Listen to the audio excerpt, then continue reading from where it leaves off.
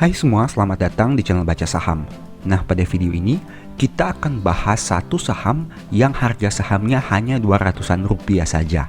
Menariknya, saham ini membagi dividen dengan yield yang besar, yaitu sekitar 13%. Dan saat video ini dibuat, mereka mampu menghasilkan profit sebanyak 104 miliar. Pertanyaannya, apakah saham ini bisa dikoleksi? Tapi sebelum membahas lebih lanjut, saya mau infokan bahwa materi ini bukan rekomendasi dan hanya edukasi. Ingat, kerugian kamu tanggung sendiri ya. Oh iya, dan di akhir video, saya akan menyimpulkan apakah saham ini menarik untuk dibeli atau tidak dengan harga pada saat video ini dibuat. Untuk itu, nonton video ini hingga selesai ya.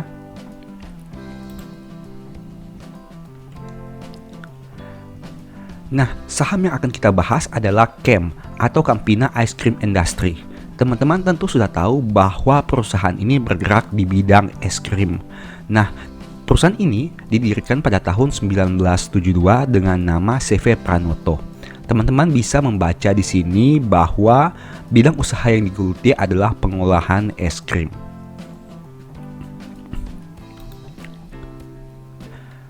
Oke, kemudian kita lihat dari sisi pemegang sahamnya. Oke, di sini kita bisa melihat bahwa 83,9% saham perusahaan dimiliki oleh pemegang mayoritasnya dan hanya 16% saja yang dimiliki oleh masyarakat. Untuk komponen direksi dan komisaris, kita bisa melihat bahwa top manajemen perusahaan punya kepemilikan saham di perusahaan ini meskipun dengan nilai yang tidak terlalu besar. Berikutnya kita lihat dari probabilitas kenaikan setiap bulannya. Teman-teman bisa melihat di sini bahwa pada bulan Juni, saham ini memiliki probabilitas kenaikan 0%. Artinya, dalam 5 tahun terakhir, saham CAM ini tidak pernah naik satu kali pun di bulan Juni. Selain itu, pada bulan Desember juga sendiri, terlihat kenaikannya yang tidak besar, di mana punya probabilitas yang hanya 17% saja. Untuk tahun 2022 ini sendiri, di tahun 2022 bulan Desember, saham CAM masih turun 2% saat video ini dibuat. Nah, teman-teman bisa melihat bahwa saham ini cenderung mengalami kenaikan harga di bulan Mei dengan probabilitas sebanyak 80%. Artinya, dari 5 tahun terakhir, 4 kali mengalami kenaikan dan hanya 1 kali saja mengalami penurunan.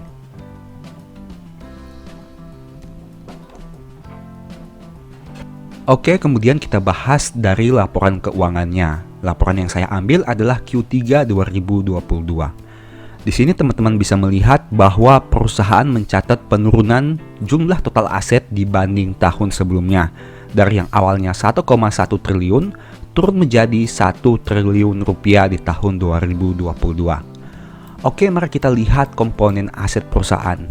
Nah, yang menarik di sini adalah mayoritas aset perusahaan berada pada saldo kas dengan nominal yang sangat besar yaitu 492 miliar.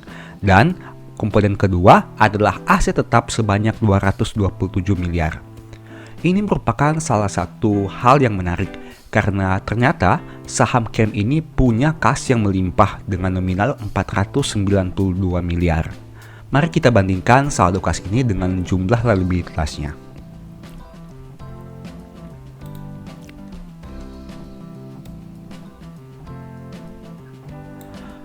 Oke, ternyata dengan jumlah kas 492 miliar, perusahaan punya liabilitas jangka pendek yang hanya 96 miliar dan liabilitas jangka panjang yang hanya 62 miliar.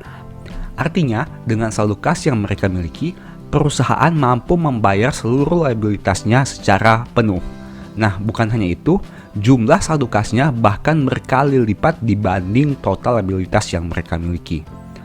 Di sini kita bisa melihat bahwa mayoritas liabilitas perusahaan berasal dari hutang usaha, baik itu hutang usaha pihak ketiga maupun hutang usaha pihak berelasi. Selain itu ada juga liabilitas imbalan kerja sebanyak 62 miliar. Di sini saya melihat komponen liabilitas perusahaan sangat baik karena mereka tidak mempunyai nominal hutang yang berbunga yang sangat signifikan. Oke, kemudian kita lihat dari sisi ekuitasnya. Perusahaan punya jumlah ekuitas sebanyak 921 miliar yang turun dibanding tahun sebelumnya. Nah, dari komponen ekuitas ini sendiri, mayoritas ekuitas perusahaan berasal dari modal ditempatkan dan disetor sebanyak 588 miliar. Dan saldo labanya sendiri hanya sekitar 128 miliar saja. Nah, untuk komponen ekuitas, saya tidak terlalu senang dengan perusahaan ini karena mayoritas ekuitasnya masih berasal dari modal yang ditempatkan. Artinya, perusahaan belum mampu menghasilkan saldo laba di tahun yang signifikan yang mampu melebihi modal yang ditempatkan dan disetor.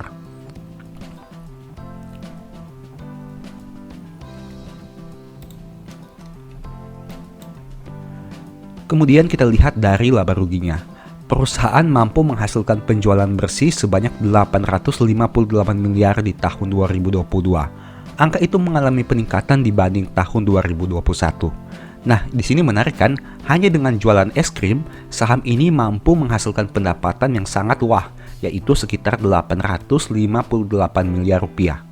Nah, di sisi yang lain, beban pokok penjualannya tidak terlalu naik signifikan, dari 336 miliar naik menjadi 377 miliar. Itulah yang menyebabkan kenapa perusahaan mampu meningkatkan laba kotornya dari 424 miliar naik menjadi 481 miliar di tahun 2022 ini. Oke, untuk komponen biaya yang lain, beban penjualan, beban administrasi dan umum, pendapatan lain dan beban lainnya terlihat normal. Nah, bagaimana dampak hal tersebut terhadap laba bersih perusahaan?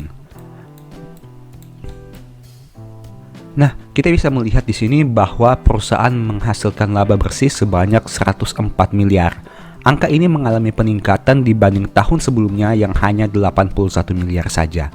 Artinya, peningkatan laba perusahaan ini memang disebabkan karena adanya peningkatan penjualan bersih di tahun 2022 yang teman-teman bisa lihat pada tampilan berikut ini. Selain itu, perusahaan juga mampu melakukan efisiensi biaya sehingga beban pokok penjualannya tidak naik terlalu signifikan.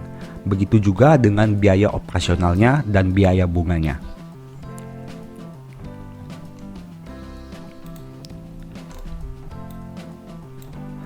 Kemudian kita lihat dari historikal labanya. Nah, ternyata laba perusahaan ini cukup mengalami fluktuasi khususnya di tahun 2020. Dari yang awalnya Rp13 per lembar di tahun 2019 turun menjadi Rp7 per lembar di tahun 2020. Tapi, sejak tahun 2020 sampai 2022, perusahaan ini konsisten menghasilkan kenaikan laba setiap tahunnya, di mana di tahun 2022, jika disetahunkan, laba per lembarnya sekitar Rp24.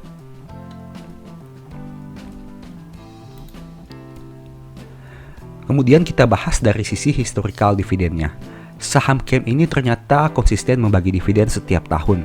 Teman-teman bisa melihat bahwa sejak tahun 2018 sampai 2022, saham ini konsisten membagi dividen setiap tahunnya. Di mana pada tahun 2022 mereka membagi dividen per share sebanyak 35 per lembar saham.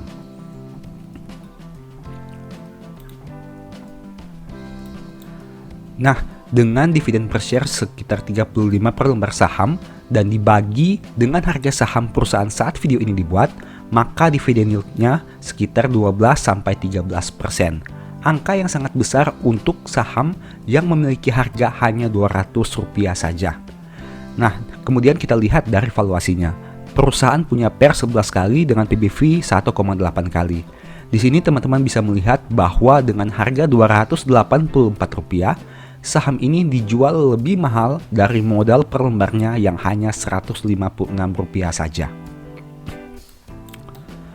Oke, bagaimana dari sisi rasio keuangannya? Perusahaan mampu mencetak ROE dan NPM yang memuaskan dengan angka di atas 10%.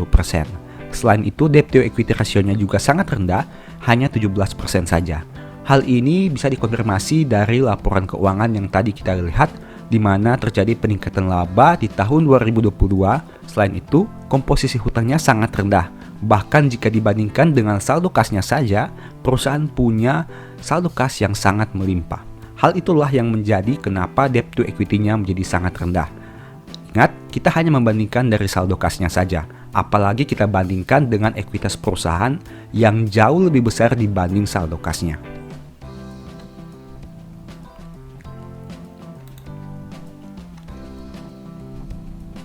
Kemudian kita bahas dari historical PBV saham CAM ini. Nah, teman-teman bisa lihat di sini bahwa saat video ini dibuat, valuasinya sekitar 1,8 kali.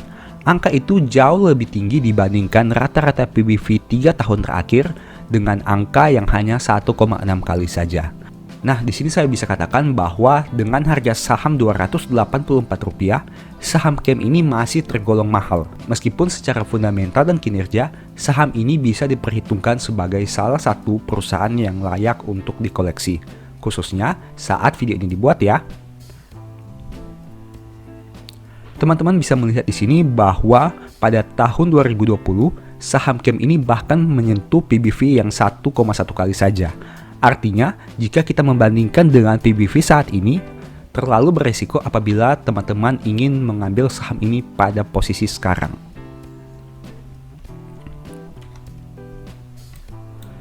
Kemudian kita lihat dari historical harga sahamnya.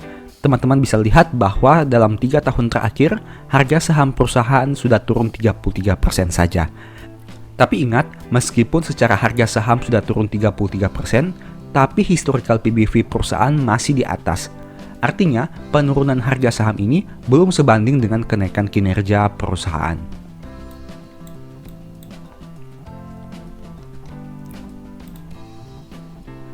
Nah, kesimpulannya, apakah saham CAM ini masih menarik? Dengan harga Rp284, saya bisa katakan bahwa saham CAM ini belum menarik. Tapi, mereka punya kinerja yang baik. Artinya, teman-teman bisa wait and see, di mana teman-teman bisa menunggu apabila saham CAM ini harganya turun mendekati Rp156, teman-teman baru bisa mengambil posisi membeli. Di mana pada kondisi harga Rp156 atau PBV 1 kali ini, diasumsikan historical PBV saham CAM ini sudah berada di bawah dari rata-rata PBV 3 tahun terakhir. Tapi seperti biasa, apapun yang saya sampaikan ini bukan rekomendasi dan hanya edukasi. Ingat, bisa saja benar, tapi bisa juga salah. Untuk itu, teman-teman harus mempertimbangkan dengan baik sebelum mengambil keputusan. Ingat, kerugian teman-teman tanggung sendiri ya. Oke, sekian pembahasan pada video ini. Semoga ada informasi baru yang teman-teman dapatkan dan bisa bermanfaat. Untuk itu, selalu tunggu video-video baru yang kami upload setiap harinya. Thank you.